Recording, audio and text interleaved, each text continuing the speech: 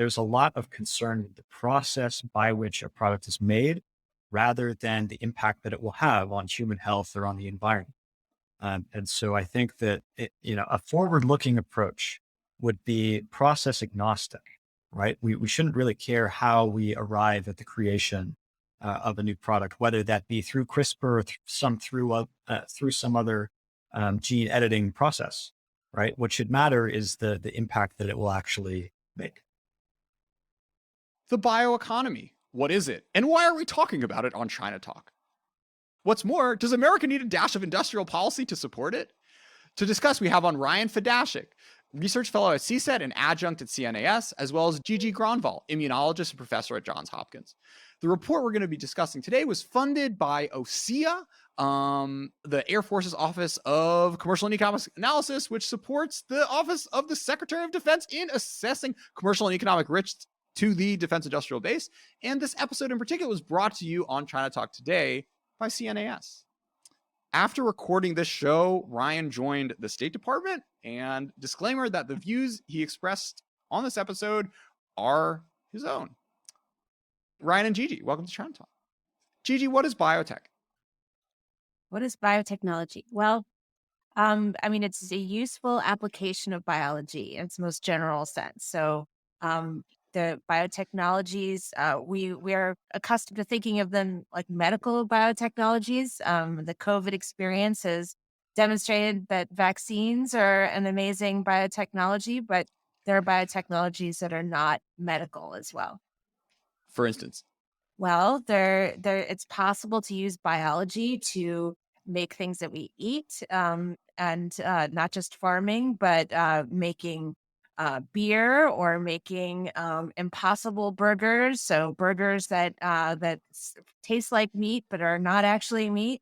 It's possible to use biotechnologies to make building materials. It's possible to use biotechnologies to do mining instead of using caustic chemicals. It's possible to use biology to do the work for you.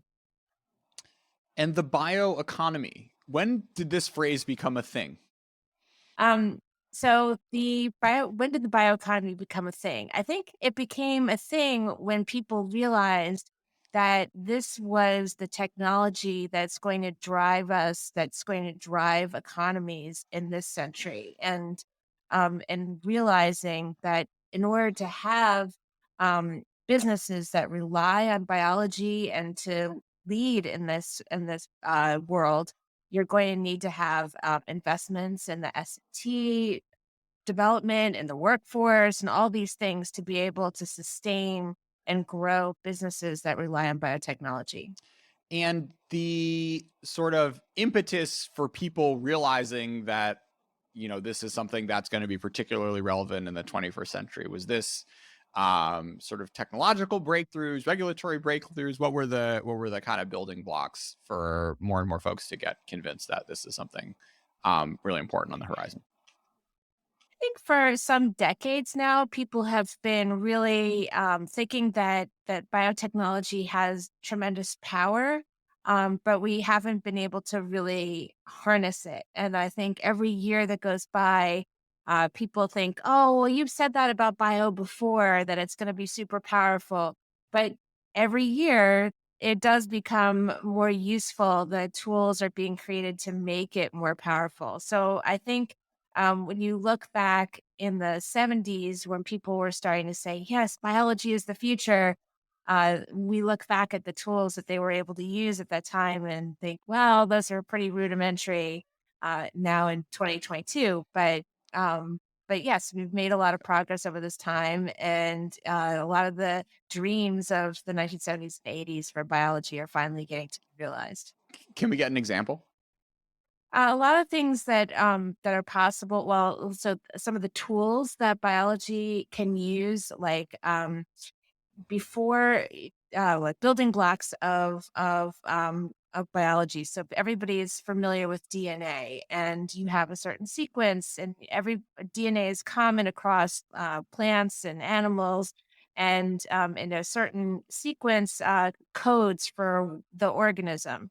And it used to be that you could read biology, read DNA pretty well, but now you're able to also write DNA a lot better. And so you can, for example, synthesize an entire virus in the laboratory.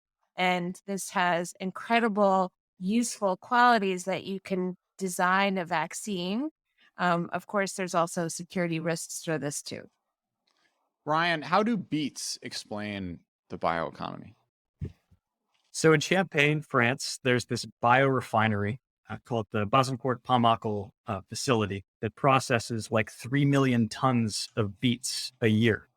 And there's a surprising amount of stuff you can do with sugar beets, which I think illustrates the various stages of bioprocessing that Gigi's been talking about. You can take beets and break them down into sugar. You can use that sugar for cooking or for fuel. You can break the sugar and other beet byproducts down into lignins, which are polymers that you can use then in animal feed or you can mix to create concrete. Um, you can break those lignins further down into acids and proteins that you can use to make nylon and other materials. And really, there are several questions that are embedded in this process. What are you doing with the waste from the beets? How are you harvesting and replanting the seeds? How are you growing bigger, better beets that give you more sugar and more lignin? And really, biotechnology at its current stage is about trying to answer those questions and trying to create bigger, better beets. And That sounds great. Why do we need a national strategy for it? I know I sound like Dwight Schrute over here or something, but no, because there's so many other applications that span, fix that go well beyond beets, that extend into food, medicine, materials, energy, industries that we can use to solve some of the country's most wicked For challenges. instance, For instance, I think that there are a few discrete problems that, the Biden administration's focused in on. Climate is one of them. The economy is another. Public health and trying to manage the COVID-19 response is another. Biotechnology is central to answering all of those, right? In terms of climate, we need alternative, cleaner sources of fuel. We've been trying to subsidize and bring from nothing a biofuels industry in this country for decades. And I think synthetic biology can actually help with scaling up those efforts, driving down costs, potentially making this a really competitive industry. On food, I think it's obvious, right? We can eat beets. My heritage is Ukrainian. Got to do it all the time. But there are other foods we can grow and eat too, not just beets. There's something for everyone. But economically, though, I think there's the greatest promise. We shouldn't make this all about risk or trying to mitigate the next pandemic, although that is a crucial component. There are just so many opportunities to create stuff we use every day. The clothes I'm wearing now could be used with, beet nylon. Maybe that's a better branding campaign than some of the problems that Nike and H&M have been having in China. But there are an infinite number of supply chain questions and problems that could be solved by synthesizing new materials in the United States. Another good reason for us to have a strategy when it comes to biotechnology is because other nations do have a strategy when it comes to biotechnology, and they're making progress in ways that it's concerning for the U.S. that we might be falling behind or really losing the lead that we had. Synthetic biology, which you just mentioned, was created in the U.S. The ability to use biology to engineer, to provide engineering solutions to problems, that was a technology that came about in the U.S. and was supported in large part by government funding. And other nations have really dove in when it comes to synthetic biology. And they're also supporting the future workforce in ways that the US is not doing as great a job at.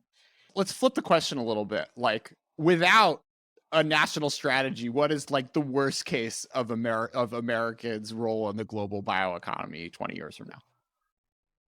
from my point of view, uh, there is a serious risk of not being a first mover in a sector like biotechnologies, plural, where there are so many things we don't yet know that we don't yet know, right? When I'm thinking about what are the strategically consequential industries of the future, I'm thinking about technologies that have a relatively short term, potentially precipitous impact that will do things and unlock potential that we don't yet fully appreciate down the road, and which are capital intensive, right? Which are not confined to digital space, where the risk of failure is more than opportunity cost. You can sink billions into something and lose. And that's really where we're playing very high stakes in strategic technological competition with China. Those kinds of industries, quantum information science, alternative sources of energy in terms of green technology, and of course, biotechnologies. And so that is why this seems like a particularly salient industry to focus on, because there are simply capabilities that seem like they will be coming down the tracks in the next 10, 20 years, that I think it would behoove the United States to be the first mover and the leader in. We've seen ourselves fail time and time again in industries like telecommunications, industries like solar supply chains, which Chinese companies now dominate. And I think that was a mistake to kind of look the other way, or to believe that innovating and spreading a bunch of breakthrough technologies without necessarily commercializing them and bringing them to market, uh, to believe that that strategy was going to pay off. This kind of comes to the central question of this, right? Is like, look, you're not going to be self-reliant and leading in everything. And the one that you didn't mention, which is Right. generally when people think about, oh, what are strategic, what are like the strategic industries of the future, is dual use, right? And stuff like the solar industry, not super dual use. I mean, like, yeah, on the margin, like it'd be, so you have some solar panels on a, cruiser or something. But the vast majority of that is not the end of the world. I think if the U.S. is if the U.S. is reliant on other countries, and then it's sort of like the question of where you draw the line around. If it's just a play of like, look, these are going to be big industries which will drive a lot of growth and tax revenue. That's a totally reasonable, and like you could have a small down payment as a nation and then sort of reap the benefits going down the road. Like that's one argument. But I guess I'm the question where you start branching out from arms and space capabilities and like chips that go into your fighter jets, and start going further and further away from like the core military technologies. It's an interesting question for me, where you draw the line, or if it's not really a line, it's just kind of like a spectrum of to what extent the government should be supporting domestic industry and comfortable with internationalization and reliance on global supply chains, and supply chains that run through countries like China in particular. Yeah, I mean, I think for people who are worried that the U.S. is going to fall behind in biotechnology, it's especially concerning because biology is such a comprehensive technology. It's not like just solar panels that do a particular function. Bio is could be applied to so many different things. And to fall behind in such a foundational technology is problematic for the economic security of the future. Also, militaries will need to use biology to do lots of different things that they might rely upon petroleum-based chemistries, now that they should be branching out and not being so dependent on petroleum for. So I think it's a degree of scale. I mean, biotechnology is just so much more useful, has so many more applications than many other technologies, and the consequences of falling behind, I think, could be more drastic. And we see what happens when countries have not invested in the same way during COVID, for example, there are countries who were not at the front of the vaccine line, that because they did not have a pharmaceutical industry, and we see how that affects the health of people in those nations. So, I mean, it's having the technology within the U.S. is, I think, important for medical purposes, but other things too. I would add one corollary to this, which is if there's anything we've learned from experiences in other strategic sectors, it's that it's about more than technology and market share. It's about infrastructure. It's about building things that can be repurposed in a crisis, or supply chains that are resilient to shock, or facilities that are able to mode switch quickly. You know, when we're talking about biotechnologies, it's not just a matter of who is supplying the service and who is buying it from whom. It's about where we are building like supply chains to procure genetic resources and material, who is sequencing that material and those kinds of DNA, where we're storing that information, who is providing synthesis as a service, whether that's through physical hardware or through some other means, and then who is ultimately able to make discoveries of novel molecules and create novel materials first. And so it's not just a race to be the first in many of these applications, although I think that is important. It's also ensuring your long-term access, and that none of those steps in bioprocessing can be weaponized later on. GD, let's talk a little bit about talent development domestically and competing for it globally. How important is it, and what is and isn't being done, and what more work needs to be done on this front? Yeah, we have a lot that we can do to increase our workforce for biotechnology and be smarter about it. First of all, we train a lot of people in the United States. We in biotechnology, we have people who come over from all over the world to get graduate degrees, to get PhDs, to do postdoctoral fellowships at leading research institutions. And then we say goodbye and help them leave the country and go somewhere else to start their business, to start their lab, to continue their research. And while that's great for them to be able to go home, I would like it so that they could be encouraged to stay here in the United States and to be able to start a biotech company, to continue their work here. And I think that if we are investing in people to train them, that we should make it easier for them to stay in the US. And that's kind of a no-brainer. That a lot of people have said this, that we should, hand out green cards with PhDs, and that's I think a good idea. Then the other thing that we need to do is think about how we're educating students. There are a lot of great programs out there, and I don't want to make generalizations about how we train students, because there are certainly a lot of scientists who have gotten a great education, but we're not doing enough to give students experiential learning in the laboratory and to teach them scientific principles and really get into the science and how exciting it can be. And very often, classes in college that people take to get into biology are like weeding out classes. It's trying to separate out the people who are going to take the MCATs and go to medical school, and they'll memorize 10 phone books if you give them 10 phone books to memorize, versus people who actually do not want to go to medical school but want to go into science. And these are two different tracks that sometimes go at cross purposes educationally.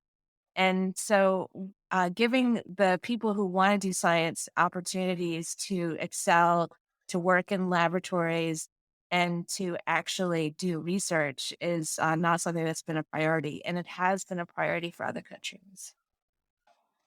Ryan, what's the Bayh-Dole Act, and why does it matter? Yeah, Bayh-Dole is a cornerstone of the U.S. IP regime as we know today. So before 1980, if the federal government had input any money in developing like a patent or a copyright at a research institution or a university, then the government reserved the first right to bring that innovation to market. But typically it didn't. And so a lot of innovations, a lot of IP basically sat in the archives of universities and research institutions unable to be brought to market, unable to be commercialized. The Bayh-Dole Act changed that. It allowed individuals who were working at research projects at universities, and it allowed universities themselves to own the rights to IP that they generated using federal R&D dollars. And so there have been a tremendous number of products and breakthroughs, including the mRNA vaccine that we're using to combat COVID-19, that were products of federal R&D dollars that were allowed to be brought to market through the Bayh-Dole Act. So, I think I wrote some notes in preparation for this pod, and former Undersecretary of Commerce Walter Koppen estimated that basically since it was passed in 1980, Bayh-Dole has led to over $1 trillion in economic growth and created more than 4 million jobs as a result of creating basically just thousands of new startups out of university IP. This is particularly important because it has direct bearing on biotechnologies today and on the broader bioeconomy. There are just so many products or processes that have grown out of university research that are now becoming startups based in Silicon Valley, but also based in Miami, based in Boston, in other bioengineering hubs in Texas. And so this is directly creating a lot of the new innovations we're seeing in the field using processes like CRISPR. So Ryan, in your paper, you run through some, like metrics for grading the U.S. relative to the rest of the world on, how many companies are getting founded, how many PhDs are being created. It seems like, I'm a little less stressed out about this than I am about, battery production or what have you. What would you say are the emerging risks and, overall rationale for the government getting more involved and updating a regulatory and legal system, which it seems like it's doing okay, as well as spending more money in a industrial policy-esque fashion towards the bioeconomy? Sure. So the bottom line of Regenerate, the report I did for CNAS is yes, we're doing all right. But there are actually some worrying signs on the wall, right? It's not a feature of the report. The intent was not to fearmonger, but if you look at organizations like the Beijing Genomics Institute, BGI, it's now a leading producer of COVID test kits. Chinese vaccines like Sinovac and Sinopharm are really dominant in Latin America, Africa, Southeast Asia. Over the past 3 to 5 years, compared to the United States, Chinese institutions have been producing way more CRISPR-based plant genome editing studies. I think China now accounts for 40% of publications in that space globally. And so there are some things that are starting to change. And we already talked about the growing talent gap. So yes, the United States seems to lead in market share. We have more biotechnology startups and enterprises. We have a pretty free intellectual property system that rewards innovators. These are all good things. But we also have seen the Chinese government put a premium on producing patents writ large and also in biotechnologies. Biotechnologies are a staple of the 14th Five-Year Plan. They're one of the 7 technologies that the Chinese government has said that they will focus on during this next period. And I think that China really is making progress. So my plea to your listeners is to not be complacent with the current status of the United States. And more than this, I fear that there are certain ways we could really run amok very quickly, whether that is losing access to an important equipment supply chain like steel for fermentation units, or whether it is, lying to ourselves about how innovative we truly are relative to China and suddenly falling behind in the production of information or access to genomic data. Let's stay on steel for a second. I mean, steel? It's that was the one paragraph in your paper where I was like, man, we are really expanding our universe of what is what is worthy of protection if the what we're banging into vats to grow algae is something that is now considered a strategic resource. Convince me that I'm wrong, Ryan.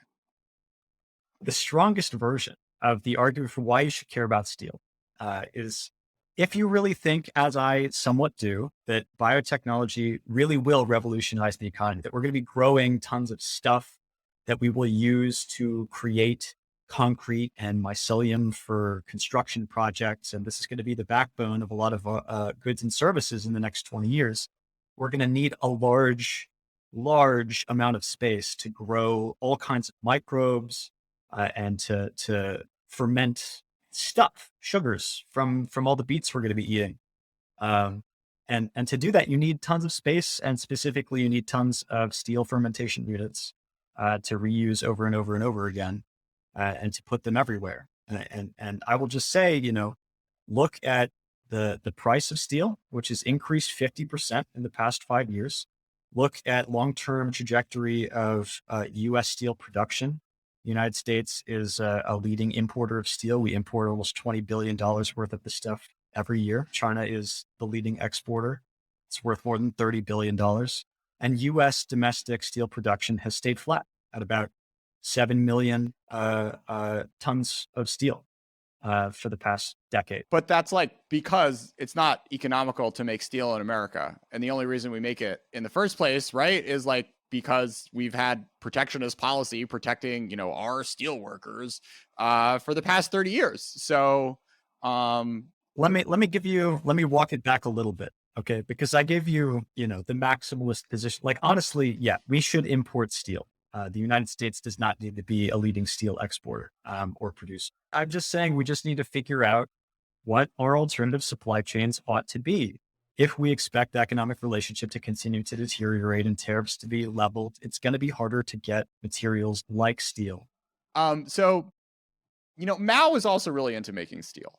And I say that not as a like, yes, with a little bit of facetiousness in my voice, but also I think it's a broader lesson on when you set targets on the wrong thing, you actually lead to a lot of awful distortion.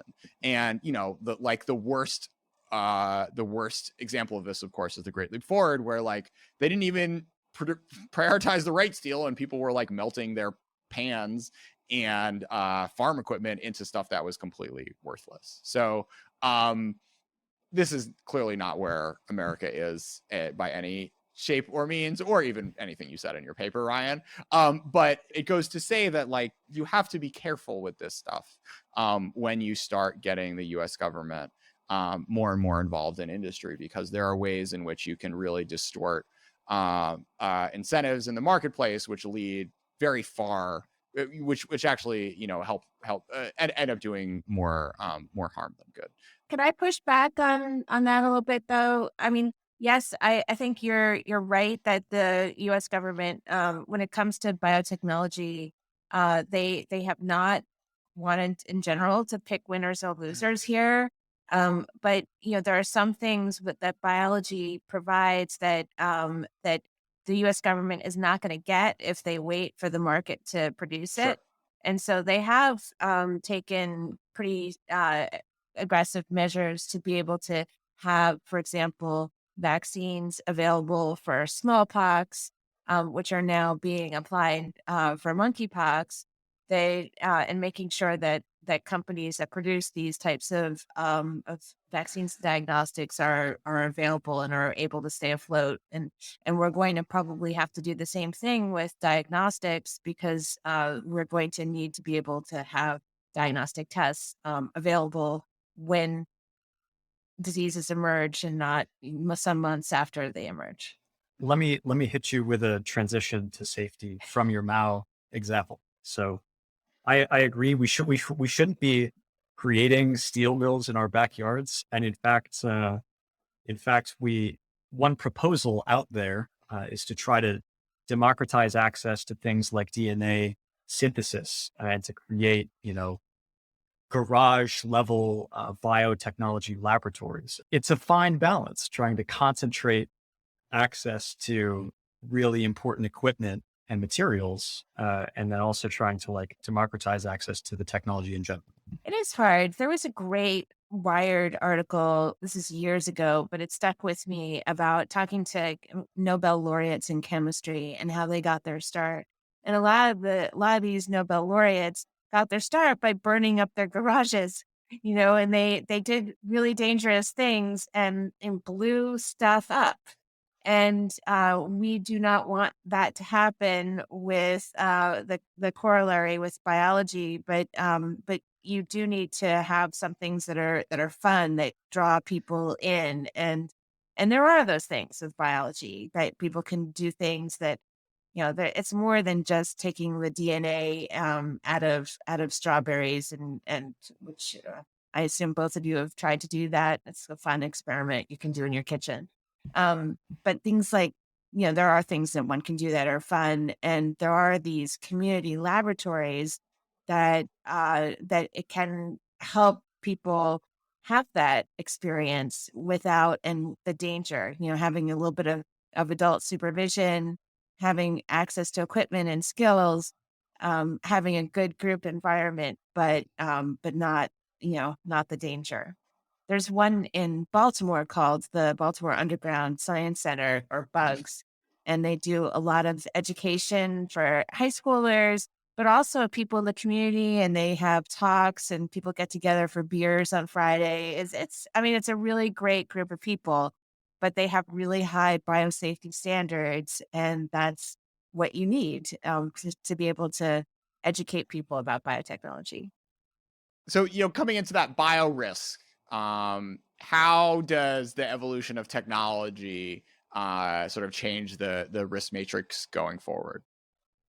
Biology can be a very powerful tool, and we can see how that biology, like we've seen with COVID, that a virus, a biological package, there's always this big debate over whether viruses are alive or not. That was why I was hesitating and how I was describing viruses, they but see, like, my training was that they were not alive. They're like symbionts. But anyway, it doesn't matter. We all know it doesn't matter if they're alive or not. Viruses can cause a tremendous amount of damage, and we've seen this over the last couple of years. With COVID, we're going to see a lot more of these emerging infectious diseases in the years, especially because of climate change and all kinds of terrible things that we're doing to our planet and environment. But this is these things don't just exist in nature. It is possible for people to manipulate these biological organisms. We have been very fortunate in our history that while there are nations that have poured a ton of money into biological weapons programs, we have not seen a whole lot of use of those programs. And so, for example, the Soviet Union and then Russia employed thousands of scientists to make weapons out of smallpox and anthrax, tularemia, and they were ready to use them, but thankfully they didn't. The current American regulatory environment, what does it get right and wrong when it comes to fostering a strong bioeconomy? We have this process of regulating the production of new, if you want to call them genetically modified or genetically engineered biotechnology products as they enter the market, right? We have the coordinated framework for the regulation of biotechnology. It was created in 1984, been updated a few times since then. But basically, it is a fairly convoluted process that is co-managed by the USDA, the FDA, and the EPA, which jointly regulate and approve new stuff. And I think, my opinion is that it's good. We should make sure that, when we sell products or when we try to um, plant crops that are engineered in some new fashion, that they're not going to poison the water supply or that they're not going to, spread like wildfire and become an invasive species. These are good things, and we should worry about those impacts.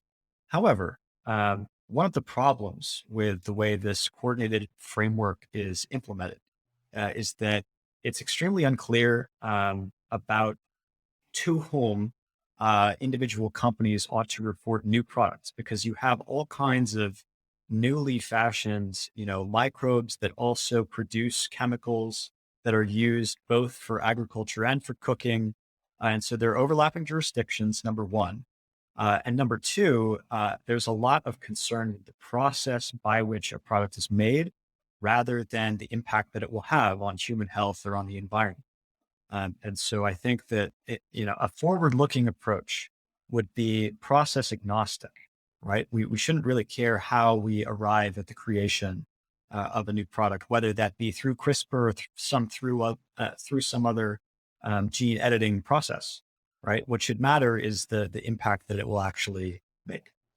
Yeah, there was an attempt to overhaul the coordinated framework and make it a little bit more um to be more predictable to companies because it's a little simplistic to say like companies don't want any regulation. That's not true. They want to know what they're going to be facing, right? They want to know what kind of regulation is going to be affecting their products and they can prepare for it, and it is very confusing to know which of these agencies is going to be primarily regulating your product right now. There was an attempt to overhaul the coordinated framework at the end of the second Obama administration. And I think they thought that they were going to have a little more time for that process, and they didn't. And so they tried to wrap things up really quickly, and it didn't. It just left the job not completely done. What is a Manhattan Project for biology? I don't know if that's like the best analogy because, we would like to I think people use that sort of terminology when it comes to like making a COVID vaccine, a focused effort, throw all the money at it. Why use, lead when gold will do, sort of, everything, no expense is too high. And if that's what you mean, then I think that's a good that could be a good analogy. But Manhattan Project seems, considering it was, focused on developing a pretty terrible weapon. I don't think that that's really applicable to biology. Everybody I used that phrase with complained about it and said basically exactly what Gigi has just said. But here's my defense of not actually a defense, but like for some perspective, right? The Manhattan Projects employ what, like 130,000 people and cost the equivalent of $20 billion today. And we just gave two of those to the semiconductor industry. So I do think that that's the level that we should be playing at in terms of the amount of money and the significance that we attach to the problems that biotechnology can solve. But I also think that we can be more targeted and strategic in the way that we devote that capital and to which applications, right? I actually think, and I'm going to get criticized for this, but I'm ready. A pretty interesting model that we could possibly learn some lessons from are mega projects that the Chinese government is undertaking and developing, right? Some proof of concept, flashy thing. I'm thinking why not try to build a city block from mycelium or try to print some concrete structure using concrete that is coming from microorganisms and generating itself, right? Something to attract, to number one, inspire the public imagination, but number two, continue attracting and sustaining venture capital interest in various emerging technologies. Gigi, can you talk a little bit about some of the similarities and differences between American and Chinese approaches to biosafety? I think China has emulated U.S. approaches to biosafety for decades now in a lot of ways. Like, for example, early on when genetic engineering became a thing that we did, we had these review committees that were based in research institutions to review experiments and to give their blessing, look over biosafety protocols, decide which kind of experiments need to be in what kind of containment. And that system was emulated by China and many other countries as well. And so, the US, in being a leader in biotechnology, also helped promulgate their system of regulation throughout the world as well. And that's another good reason to keep our foot on the gas, and still lead in this area. Um, there's I have not. I mean, I've visited labs in China and India, Malaysia, Benin, Togo, all over the world. And a lot of the international standards are pretty similar. There's definitely a variety of supply differences. A lot of places do not have access to the same materials. Um, but I didn't see a big difference in approach to biosafety. That's not the case everywhere in the world, but I didn't see a big difference in the approach to biosafety between China and the US. Ryan, what recommendations do you have for us? If we look at each of these four resources, equipment, personnel, information, and capital, there are some clear priorities, which might not stand out in the report as it's written. But first of all is personnel. We need more talented people in this country to be not just PIs and work at tenure track research positions at universities, but to fill jobs that don't yet exist in the bioeconomy, and their presence will create a pressure to create them. And so I think that Congress should, first of all, vote to codify this recent expansion in STEM OPT, the optional practical training program. Um, we recently significantly increased the number of people who are allowed to stay on STEM OPT and extended the duration from 2 to 3 years. I think that's great. Why not institutionalize it, which would take an act of Congress? And I think that's what Congress should do. I think in terms of capital, um, we need more money. I feel like Mona Lisa Saperstein from Parks and Rec, like money, please. But honestly, that is what we need to sustain progress in biotechnologies. And so I say in the report that Congress should authorize significant increases in the budgets of tech incubators, like the Small Business Innovation Research Program, which is run by a lot of federal agencies.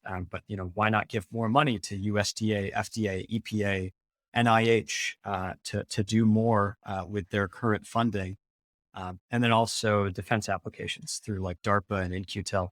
The last one I'll throw at you, at least for now, is about the way we handle genomic data and information. This is something that is of incredible importance to the Chinese government. My colleagues at the Center for Security and Emerging Technology are working on a lot of research right now about exactly what that looks like. But I will just say, I think that in the United States, the National Institutes of Health should create a gene bank that is really equipped for 21st century genomic research. We have a gene bank. It's updated maybe monthly. The user interface is terrible. And the process by which people can access that information and the contents of what's currently in that bank are just not adequate. I think one clear change, for example, could be to try to open up a lot of the data that the Food and Drug Administration holds right now as a result of reviewing so many applications for new products and so many tests that it conducts itself. I think researchers should be allowed to access some of that, at least at universities and at trusted research institutions, if not the private sector. Gigi, what are some of the dumbest things you've heard people propose to do with the American bioeconomy? Ryan's Ryan's Manhattan Project accepted, of course. Well, I'm just thinking back to I think most people recognize that the bioeconomy is important, and I think what they don't understand is they don't have enough scientific expertise to have a good vision for how consequential it can be, and also to make good decisions. So my big recommendation is that there needs to be more scientific expertise in leadership, and not just people who are like head of NIH, because of course you're going to have a scientific leader that's head of NIH, but people who are like in the White House, not just dealing with biotechnology, but that have this expertise in their background. What I mean is that people who are training to be national security professionals need to have a lot more biology in their education, and they need to understand what it is, because it's going to be such an important part of our future. And I think bad decisions or bad uh, suggestions come from this lack of expertise. And I think I've heard just about every bad suggestion when it comes to COVID in the last several years. And so it's really hard to pick just one thing that I've heard. But I think it comes from, a lot of things that I've heard come from smart people who are smart about lots of different things, but not about biology. And so when you lack these fundamentals, you're not going to, be smart in that area. Is there like is there like a particular way in which people are wrong, or do you think there's something about folks being more overconfident about biology because, like, we're humans and, like, I don't know, we take drugs, as opposed to semiconductors, where folks maybe have a better sense of just how confusing and foreign electrical engineering is to anything they've ever encountered before? Where do you think where do you think the overconfidence comes from, Gigi, or do you think it's just an endemic thing? I think there's a few things that are a problem. I don't know if people just assume that they don't understand a semiconductor. They know it's a thing that they just they're going to put in the too hard box and not worry about it. Um, Whereas biology touches our lives a little bit more directly, and so people have stronger opinions about it, even if they're wrong. So I Sure. think some basic things that like microorganisms grow, they replicate. These are that people kind of miss that biology is different than other engineering disciplines because biology is, well, the other thing that people don't understand is that there's a lot we don't know. And people think that we are a lot more advanced than people were 100 years ago when dealing with 1918 flu, and that is true. But there's still a whole lot of biology out there that we are just learning about, and I think that people miss how much we have yet to discover. Ryan and Gigi, I close every show with a song. Do you have a biotech song up your sleeve by any chance? I was thinking, and I don't have one. I dropped you a link to some Chinese rap that I like, but that's it. I don't know. I've just been like having Beyonce's Renaissance like on repeat, and I can't think of anything I mean, there's a lot of like biologically adjacent topics, but not of this. Check it out. Yeah. Hammer. Fair enough. 80 Ryan and Gigi, thanks so much for being a part of Chinatown. Thank you for having us. Thanks, Jordan. 这是我也是佛，是甜的也是苦，可也是佛。chop chop sample 一话节目让我想到的是他的脸，还有 something good，something cool。说话之前想清楚，我发现。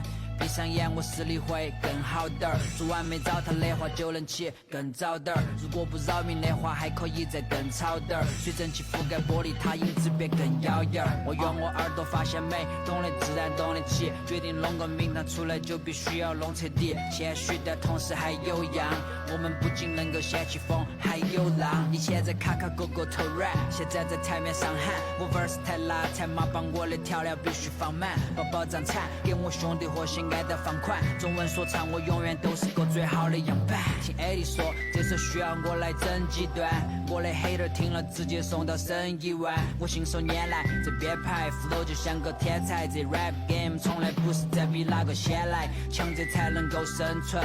你的 rap 太乱都还不够身份，我带个马尔歌词 no 看才最真诚。在也是富的夫妻信念要远离纹身，这是我也是富，是甜的也是苦，可也是富。chop chop sample 一话节目让我想到的是他的脸，还有 something good，something cool。说话之前想清楚，我发现。闭上眼，我视力会更好点儿。昨晚没找他的话，就能起更早点儿。如果不扰民的话，还可以再更吵点儿。水蒸气覆盖玻璃，它影子别更耀眼儿。